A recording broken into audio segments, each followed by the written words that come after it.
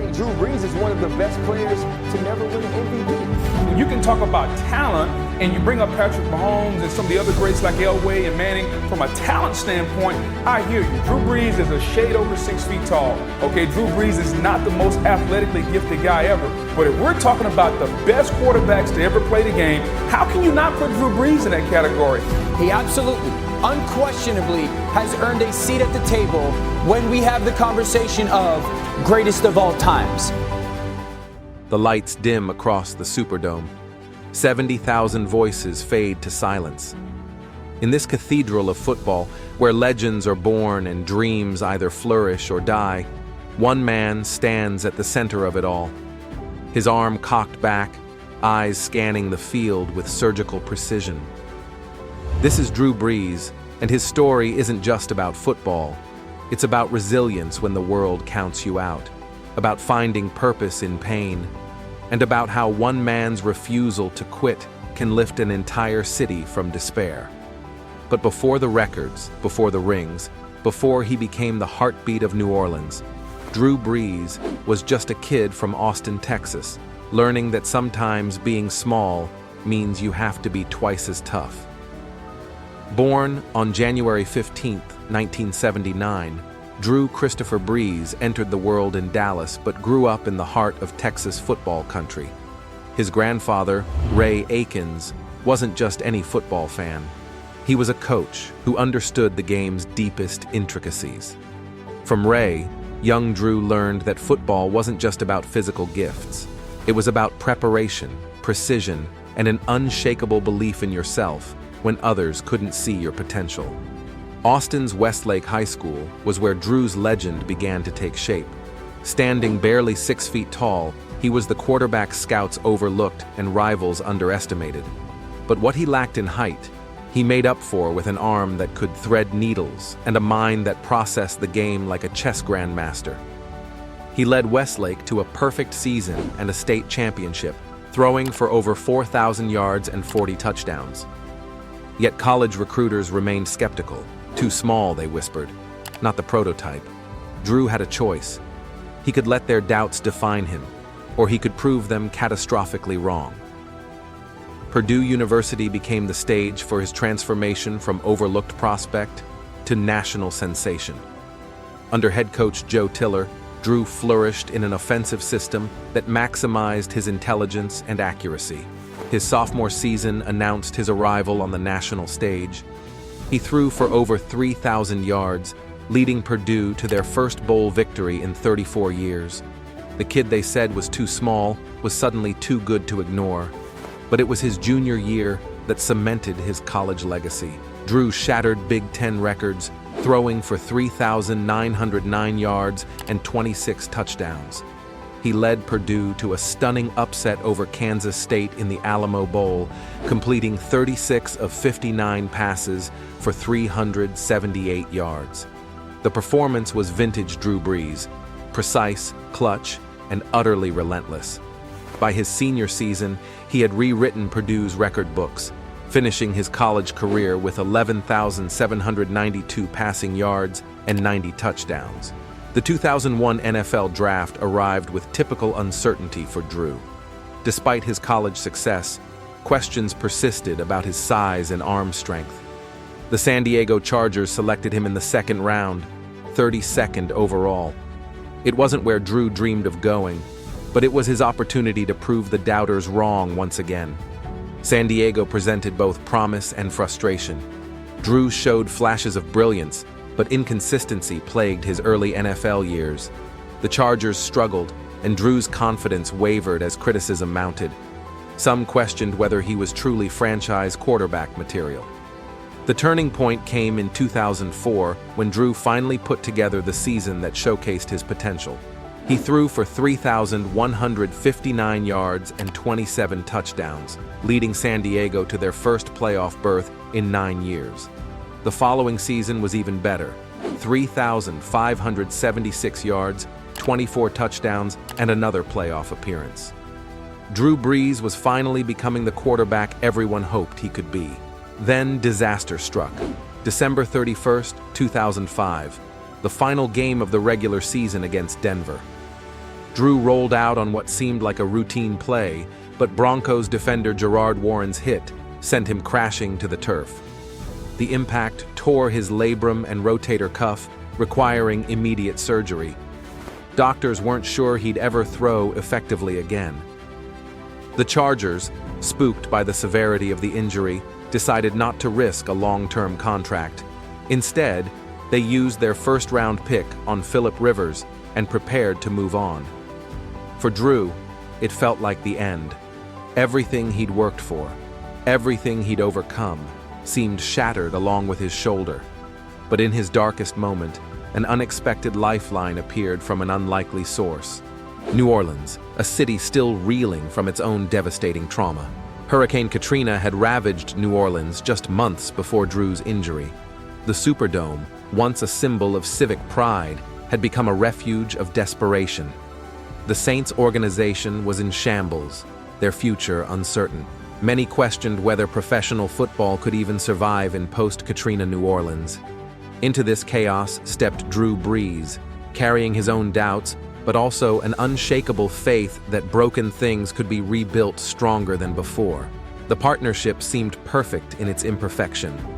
A wounded quarterback and a wounded city, each desperately needing something to believe in. Saints coach Sean Payton saw in Drew not just a talented player, but a leader who could help heal a fractured community. The connection was immediate and profound. Drew's first season in New Orleans exploded with promise. He threw for 4,418 yards and 26 touchdowns, leading the Saints to the NFC Championship game. More importantly, he gave the city something it desperately needed: hope. Every touchdown pass felt like a small victory against despair. Every win proved that New Orleans could rise again. But individual success wasn't enough for Drew. He wanted to bring a championship to the city that had embraced him when others wouldn't. The 2009 season became their perfect storm of destiny and determination. Drew threw for 4,388 yards and 34 touchdowns, leading the Saints to a 13-3 record. But statistics only told part of the story. What mattered was January and February, when legends are made and dreams become reality. The playoffs were a masterclass in clutch performance. Drew threw for over 700 yards in the 3 playoff games, including a perfect performance against Arizona, where he completed 72% of his passes.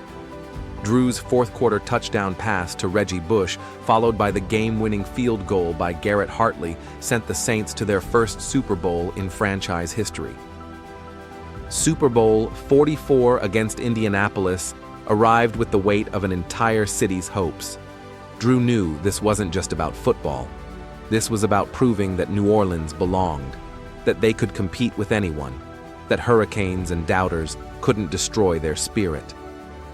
When he completed that final touchdown pass to Jeremy Shockey with under 6 minutes remaining, when he hoisted the Lombardi Trophy above his head, Drew didn't just win a championship, he helped heal a city.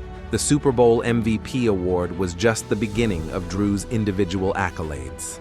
Over his 20-year career, he was selected to 13 Pro Bowls, named first-team All-Pro once, and earned NFL Offensive Player of the Year honors in 2008 and 2011.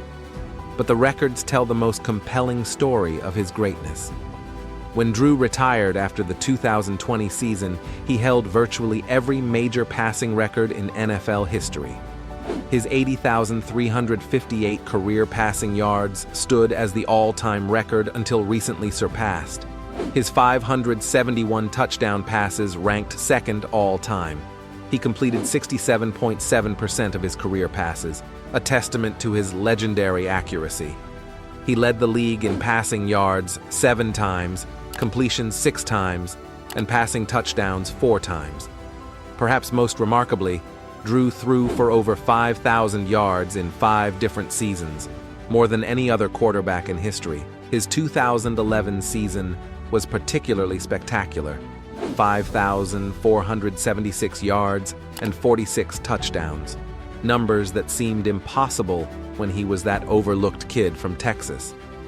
But Drew's impact transcended statistics. His leadership transformed the Saints from perennial underachievers into consistent contenders. He helped develop a winning culture that persisted even after his retirement. His work ethic became legendary. Teammates spoke of his obsessive preparation, his detailed study of opponents, his refusal to accept anything less than perfection from himself and those around him. Off the field, Drew's influence was equally profound.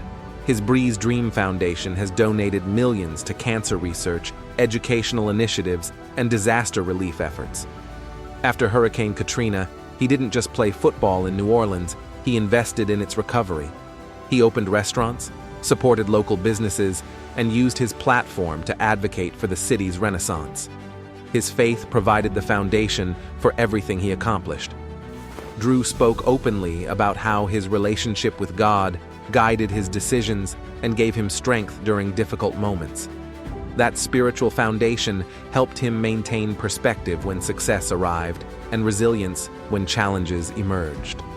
Family remained central to Drew's identity throughout his career. His wife Brittany and their 4 children were constant presences at games and community events. Drew often spoke about how becoming a father changed his perspective on leadership and legacy. He wanted to model for his children the same values his grandfather had instilled in him: hard work, integrity, and service to others. The transition to broadcasting after retirement showcased Drew's intelligence and communication skills. His work with NBC demonstrated that his understanding of the game extended far beyond just playing it. He brought the same preparation and attention to detail to television that had made him successful on the field. Drew Brees retired as more than a football player. He became a symbol of perseverance, a testament to the power of believing in yourself when others won't, and proof that true greatness comes not just from talent, but from character.